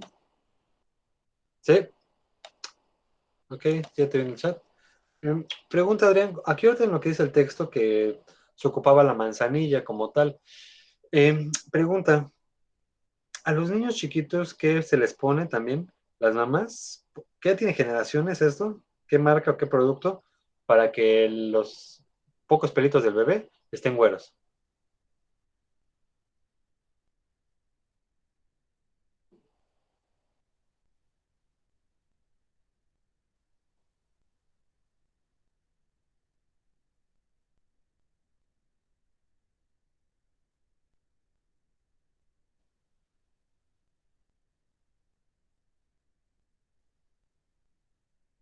¿No? Ahí me quedaría el niño muy pegostioso. O sea, tiene que ver por ahí, pero no directamente. Ok. Sí, Marian, ¿qué más puedes agregarle esa parte de la miel? Que debe que diluir en otras cosas. Manzanilla. Por ejemplo, ¿qué shampoo comúnmente? Porque ahorita te manejan un montón de marcas. Uno con el que me baño yo creo que es el... A ver, pero me dije le enseñó porque no me acuerdo cómo se llama. ¿No es el Tecitos de Oro?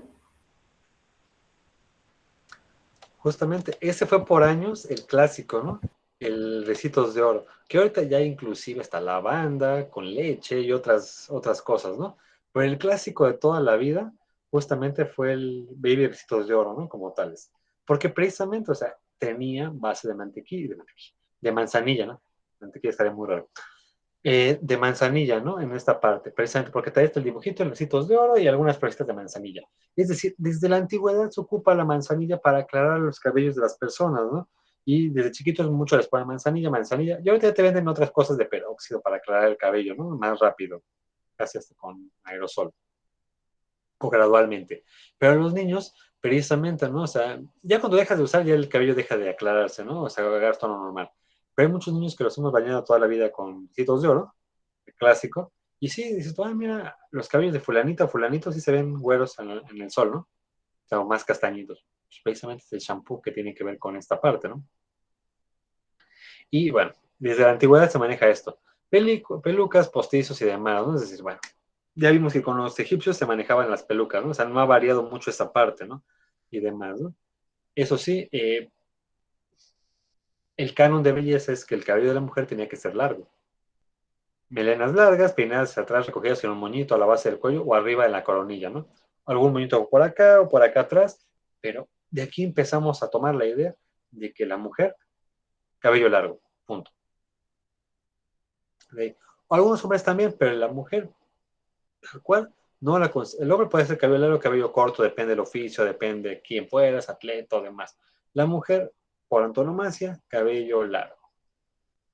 Porque de ahí vienen los clichés hasta la fecha. Si llegaba Zaida con el cabello bien cortito, así de príncipe valiente, literalmente, o más cortito, que no eres niña, ¿por qué te cortaste el cabello? Pues las mujeres, o sea, y desde ahí empiezan las frases de toda la vida, ¿no? O sea, empiezo a ubicar, o sea, que muchas mujeres ya se cortan el cabello más cortito y demás, allá en otros peinados de mujer también, ¿no?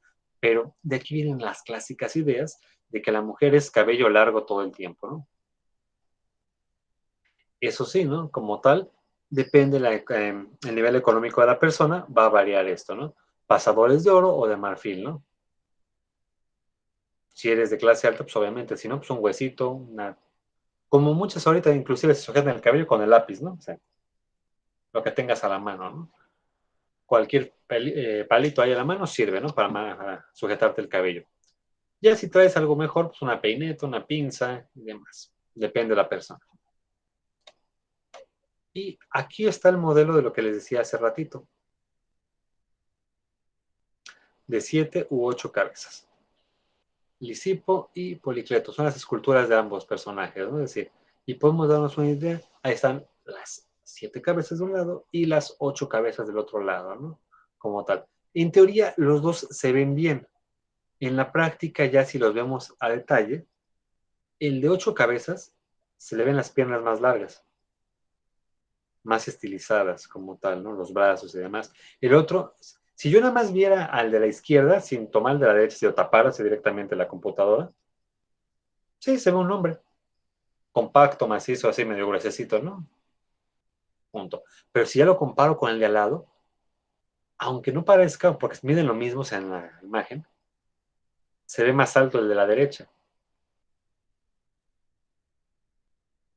¿Por qué? Porque precisamente entonces, bueno, bajo este parámetro,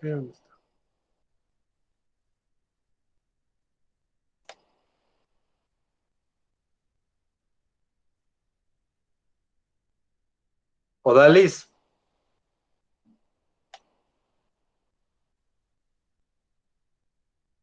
Sí,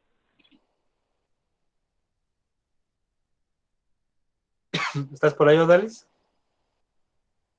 sí, aquí estoy. Ah, ok, no te escuchaba, perdón. Odalis, comúnmente, ¿por qué se dice que a las personas que son medio chaparritas y gorditas no tienen que usar camisas de cuadritos o de rayas horizontales? Porque según te hace ver más ancha y más gordita. Justamente, ¿no? Es decir, por eso, por el tipo de cuerpo de cada uno de nosotros, nos sugieren ropa o estampados, según sea el caso, y algunos no. Es decir, precisamente como le contaba Dalis, para gente chaparrita, medio gordita, le dicen, lo que menos tienes que poner es cosas cuadriculadas o cosas así, ¿no? Porque te ves ya más chaparro y más ancho aún todavía, ¿no? Visualmente, o sea, aunque no sea cierto que estés más chaparro y más gordo por la ropa. Lo mismo pasa, ¿no? O sea, los que son altos y te pones ropa delgada, ropa pegada, perdón, te ves más flaco, más alto, inclusive más estirado completamente, ¿no? Visualmente hablando. Aunque dices, no es cierto, mido lo mismo. Sí, obviamente la ropa no te va a cambiar el tallaje. Pero precisamente, o sea, ustedes también por el tipo de cuerpo, de cintura, de espalda, de busto, de hombres y mujeres y demás, de pierna, pues te queda tal pantalón, tal blusa, tal... Esta como que no te va a tu cuerpo directamente, ¿no? Tiene que ver justamente con estas proporciones que estamos mencionando ahorita, ¿no? Cómo lo estamos midiendo directamente. Por eso hace rato que le preguntaba a la compañera, ella hacía que se entrara más y medir 7 u 8 cabezas físicamente. Espérame, ahorita, según yo, estoy más en el canon de 8 cabezas, ¿no? Pero hay gente que es muchísimo más chaparrita, que quizá también su cuerpo entre 8 cabezas, pero porque está más compacto, ¿no? Directamente. Pero precisamente a este tipo de personas dices, pues, ponle ropa de rayas verticales, pues, para que sea más larga, ¿no? Más alta, aunque no lo sea, ¿no? Pero precisamente tratar de estirar las proporciones de esto. Porque como lo vemos aquí, las piernas de, el de la derecha y los brazos se ven más largos completamente, ¿no? O sea, si lo comparamos en esta parte, ¿no? Y bajo este canon, este parámetro, ustedes se darán cuenta de que, o sea, cada uno de ustedes se conoce, ¿no? Si es de piernas largas, piernas más cortas, brazos más largos, más cortos, el tallaje o demás, ¿no? Y en función a esto, ¿qué te luce más o qué no te va directamente? Porque al fin y al cabo ustedes son, o futuros licenciados en estética todos ustedes, tienes que conocer esto, ¿no? Directamente. Conocer las proporciones humanas directamente en este sentido, ¿no?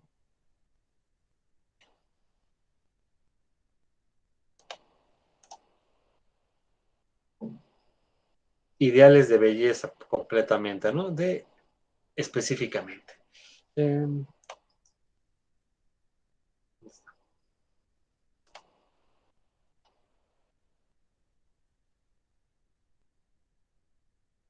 Paulette.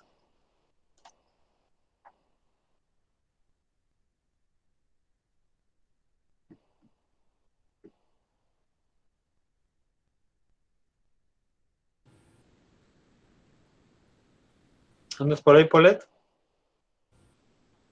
Creo que Polet tiene algunos problemitas, profe. Ok, de hecho, inclusive vi que también ya no estaba en el grupo de WhatsApp. Sí, es que creo que tiene algunos fallos con su celular y todo ese rollo de internet. Ok, sí, porque ahorita inclusive, bueno, me pareció que entró tarde, pero no está aquí. Ok, Alex. Alejandra. Bueno, Alex Castañeda, para diferenciar.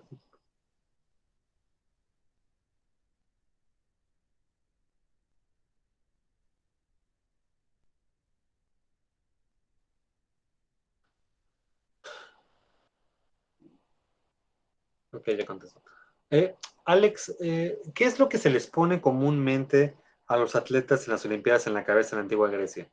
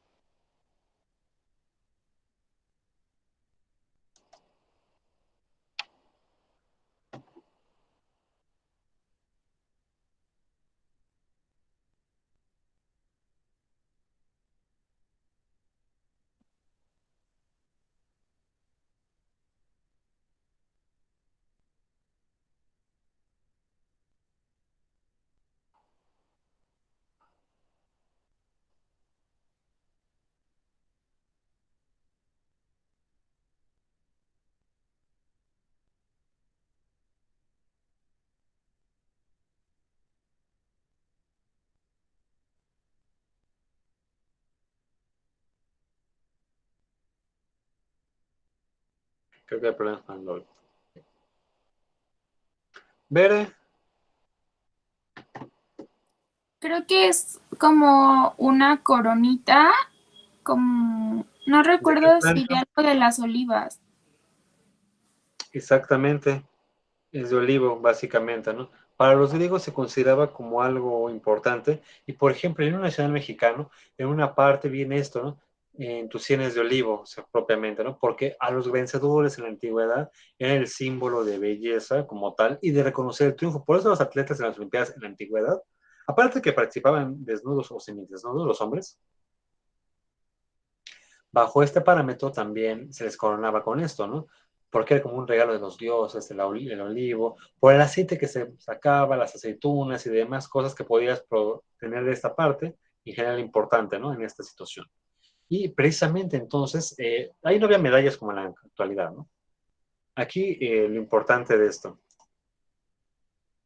Como mencionamos, aquí vemos algunas esculturas de Apolo, de Igea, una Venus, es decir, varias personas, ¿no? Y en todos podemos ver, primero lo del cabello, todos tienen cabello ensortijado, o sea, no vamos a encontrar casi nunca, si no es que es rarísimo, atletas o gente importante con el cabello lacio, ¿no? Es decir, por eso hasta en las caricaturas ridiculizan o parodian esto, ¿no? Cuando llega el héroe en la caricatura y demás, se quita el sombrero o se ve como el aire le pega y sale todo su cabello hacia atrás, pero viene así ensortijado güero, ¿no? Así literalmente. O sea, que resalte la belleza del cabello, ¿no? Completamente. Ah, ya llegó el guapo de la escena o la bella y sus cabellos dorados hacia el sol, ¿no? Y hacia el aire. Porque precisamente es una sátira a esto mismo, ¿no? O sea, que en general el hombre tenía que ser equilibrado, voluntarioso, con valor, bello y con control de las cosas todo el tiempo, ¿no? Es decir, fuerte. Bueno, eso mismo con Renata, de todo un Brad Pitt andando en la película, ¿no? Como tal, en esta parte. O sea, que representar estos cánones, estos ideales de belleza masculina y demás. Porque hasta Brad Pitt en la escena, bueno, Brad Pitt siempre lo hemos visto güero en las películas, ¿no? O sea, realmente, no te viene a la mente, no sé si hay alguna, un Brad Pitt que le hayan pintado el cabello de negro, ¿no? O sea, porque como que rompería su escena, ¿no? Pero precisamente entonces, bajo esta parte, pues cumple el prototipo de esta escena. Y las mujeres, ¿no? Eran de mujer robustas, robustas en el sentido no gordas, o sea, no tiene que ver con gordas, sino como estaban en la otra imagen, cierto nivel de proporción de carne, muslos fuertes, gruesos y demás, ahí sí. Es decir, pierna fuerte y demás, ¿no? O sea, no piernitas delgadas, sino al contrario, porque un muslo fuerte indicaba trabajo, fuerza y demás, ¿no? Como mencionamos, eso sí, si situáramos ejemplo, alguien alguna vez ha escuchado la canción de Shakira, la de Suerte y demás, precisamente hace esta ironía con respecto a cánones de belleza, ¿no? Es decir, de que sus senos sean pequeños como manzanas, ¿no? Directamente. Porque precisamente retomando estos cánones de belleza que tienen que ver con esto, ¿no? Es decir, en algún momento, o sea, regresemos a la parte en que yo idealizaba a una mujer con senos pequeños y firmes, no como vino después, extremadamente grandes. Cuello fino y esbelto, eso sí, un cuello alargado, tenía que verse completamente, ¿no? En la mujer. Que se viera la separación de hombros hacia la cabeza, ¿no? Y con un cuello bonito, fino, delgado, estilizado y demás, sin marcas, propiamente, ¿no? Porque de ahí vienen mucho las críticas de que parece que no tienes cuello, que traes mochila todo el tiempo y demás, ¿no? O sea, en esta parte. Porque precisamente tiene que resaltarse la diferencia entre la cabeza y el resto de las cabezas que mira tu cuerpo completamente, ¿no? En esto. O sea, un cuello, ¿no? Como tal. Para que luzca, para que puedas poner un collar y el collar también luzca, una cadena, lo que quieras poner, ¿no? Directamente. Ponemos al mismo, ojitos grandes y nariz afilada, ¿no? Mentón ovalado y da un perfil triangular. Es decir, esto era importante que se viera como que triangular un poquito esto, ¿no? El mentón ovalado y que vaya subiendo como que el triangulito de cabeza, ¿no? Bien delineado y demás, ¿no? Pómulos marcados y demás situaciones, ¿no? Y volvemos a lo mismo. Y ya, si ya las facciones, entonces, si ya vi que Zaida cubre estos prototipos de ojito grande tipo anime completamente, el mentón ovalado y demás, y ahora sí, la parte de atrás de Zaida todavía, su cabello ondulado, que por donde la vea, es bella por todos lados. Facciones bonitas, finas en el rostro, y aparte tiene un cabello ensortijado y güero. O sea, es decir, en esta parte, ¿no? Tendría que cubrir el prototipo, nada más de los hombros para arriba, no estamos todavía entrando en esta definición de lo demás. Ya hacia abajo, entonces entramos en el término del busto y en los muslos y demás, y cintura más o menos firme, ¿no? En esta parte. Ok. En la parte del aseo personal, ¿no? Formalmente. Volvemos a lo mismo en este sentido.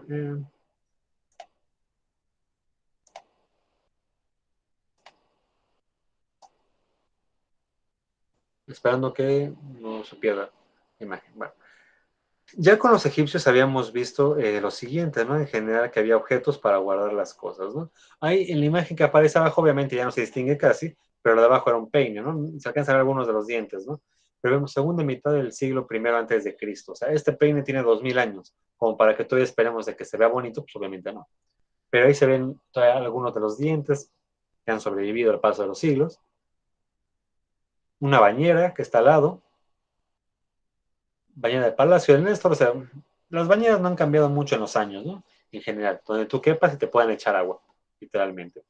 Y ahí las polveras, cosmetiqueras, recipientes de cerámica de Corinto, ¿no? Corinto es una ciudad griega. Si alguna vez ha leído la Biblia, hay una parte que dice, carta de San Pablo a los Corintios. Pues precisamente Corinto es la ciudad de los Corintios, donde llegaban esas cartas, mucho tiempo después cuando empieza el cristianismo y demás, ¿no? Y tiene polvo, tabletas y demás cosas, ¿no? Es decir, y una urna de perfume, es decir, ya los egipcios ya nos habían marcado esta parte, ¿no? De objetos y demás.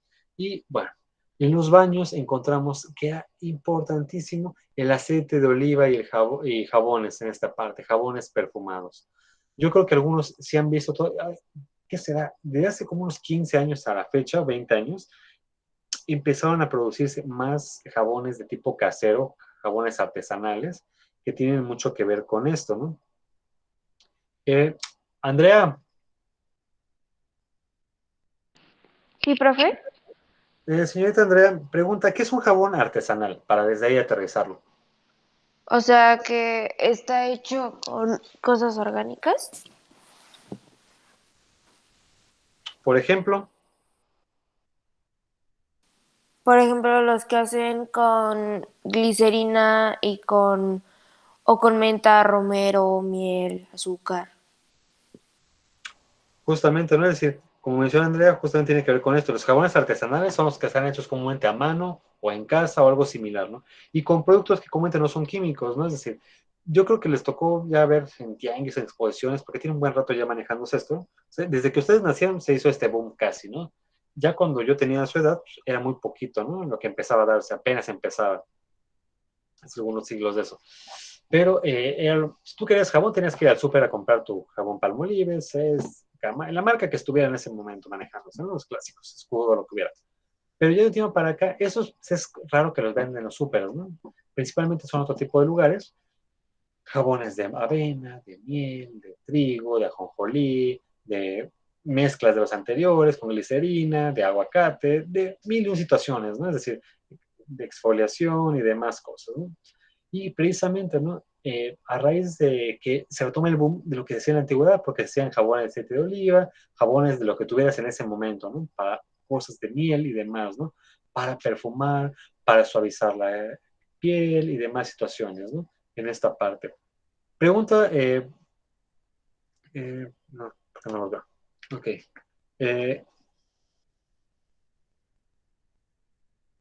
Leslie Cornejo.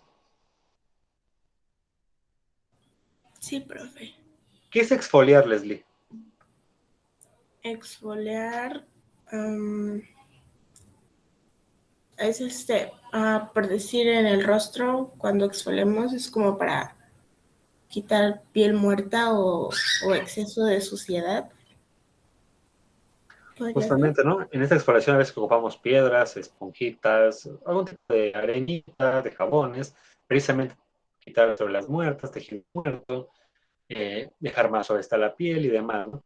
Y precisamente entonces los griegos van a manejar ya cosas de este estilo también muchas veces, ¿no?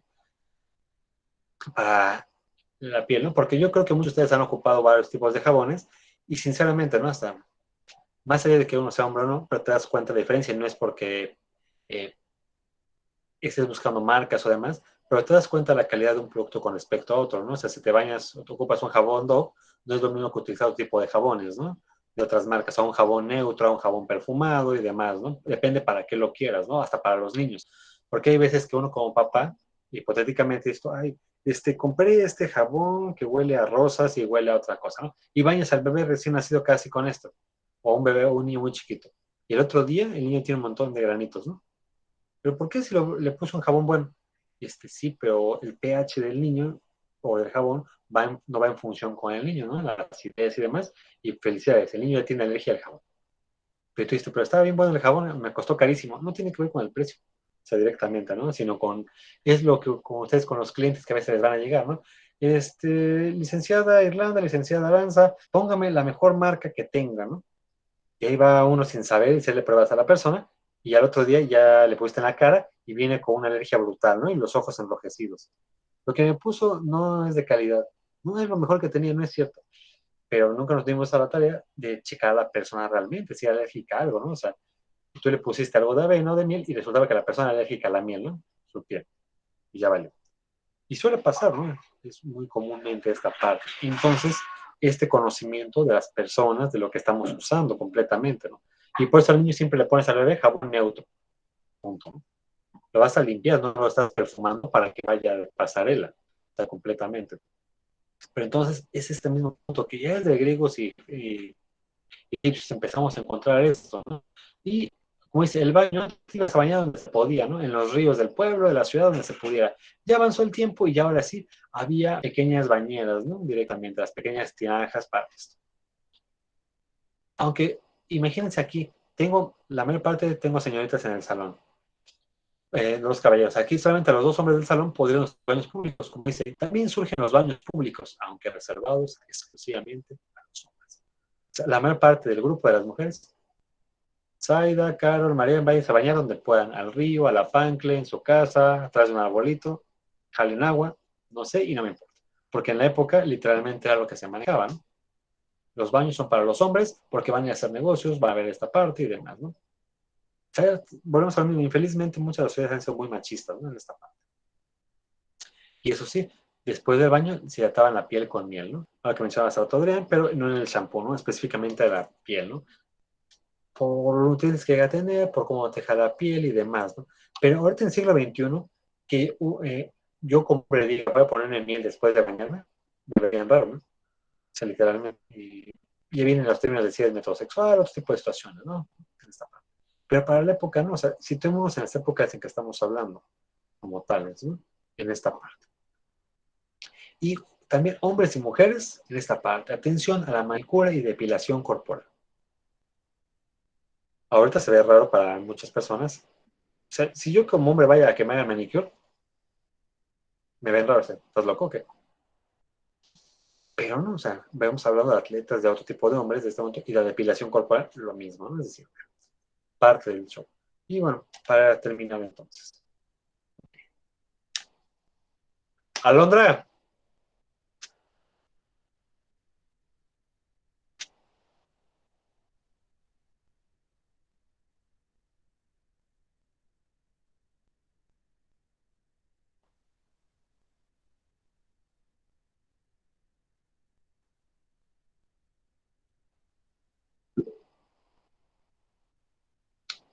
Ok, conclusión del día, señorita, ¿qué te llevas el día de hoy? Que ya estamos casi terminando.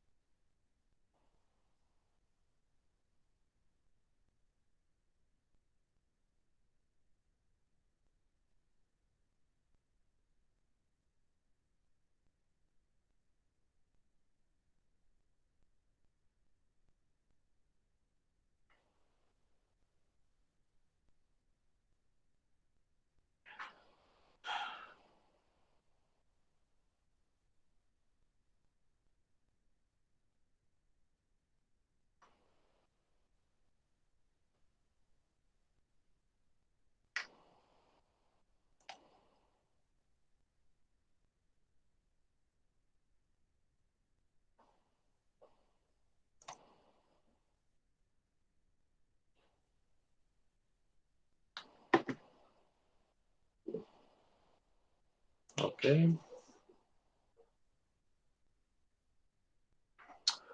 Ok, Alondra, gracias. Justamente, ¿no? Un poco de Troya, en general, grandes rasgos de los mitos.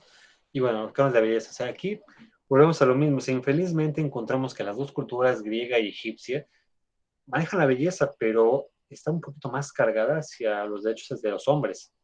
O sea, todo el tiempo, ¿no? En esta parte se empieza a manejar mucho esta situación del hombre, de la belleza masculina, de los ideales masculinos y demás, ¿no? Y es preocupante esta parte, ¿no? Que ya no podemos hacer nada con el pasado, pero sí en el futuro, esta parte, ¿no? Y tampoco entrar en la otra contraparte de que ustedes como cosmetólogos, cosmetólogas, pues no den un servicio a un caballero también, ¿no? O sea, es a ambos lados, ¿no? Pero sí conocer de dónde proviene toda esta parte. Entonces, estaremos terminando el día de hoy y, bueno, en la tarde les voy a subir una actividad para tener con qué evaluarles un poco más y también les voy a pasar a compartir lo que tienen que hacer con el libro de El murmullo de las abejas para que le den velocidad a leerlo, ¿no? Porque ya estamos en periodos de evaluación y que le den velocidad principalmente a esto. Si alguien tiene alguna duda también con respecto a alguna situación del libro, de algún tema, alguna situación, puede preguntar por WhatsApp o demás para que le pueda contestar, ¿no? Alguna idea, personaje o algo que no le quede claro, porque al fin y al cabo hay partes un tanto históricas que pues, obviamente por su época pues, no les toca vivir ni conocer tanto, ¿no? O qué característica es y demás, ¿no? Ok, entonces señoritas, señoritos, terminamos el día de hoy y nos vemos la próxima semana. Que tengan excelente tarde y nos vemos. Gracias. Un gusto seguir viéndolos a todos. Descansen. Hasta luego. Gracias. Ay, profe, gracias. Gracias, prof. ¿Sí yo?